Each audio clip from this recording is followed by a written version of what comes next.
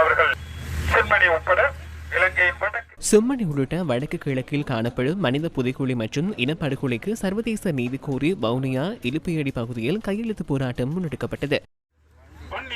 தேர்தல் தொகுதியின் பாராளுமன்ற கிழக்கு தாயக பகுதி எங்கும்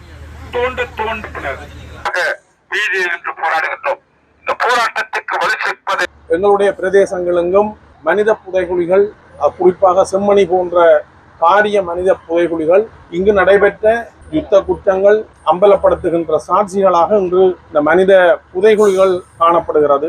இங்கு வாழுகின்ற மக்களுக்கு ஒரு நீதியான தீர்வை பெற்றுக் கொள்ளப்பட வேண்டும். குற்றங்கள் மீளும் இந்த நாட்டிலே நிகழாமல் இருப்பதற்கான ஒரு ஏற்பாடு அரசியல் யாப்பு ரீதியாக மேற்கொள்ளப்பட வேண்டும். அதற்கான ஒரு சர்வதேச விசாரணையை மேற்கொள்வதற்கு இந்த ஐநாவிலே இருக்கின்ற உறுப்பு நாடுகள் எங்களுடைய இந்த கோரிக்கைக்கு முழு ஆதரவையும் வழங்கி இங்கு ஒரு சர்வதேச விசாரணையை நடத்துவதற்குரிய ஏற்பாட்டை செய்ய வேண்டும் என்று கேட்டுக்கொள்கிறோம். கிளிநொச்சி பொதுச்சந்தை முன்பாகவும் குறித்த கையெழுத்து போராட்டம் முன்னெடுக்கப்பட்டது.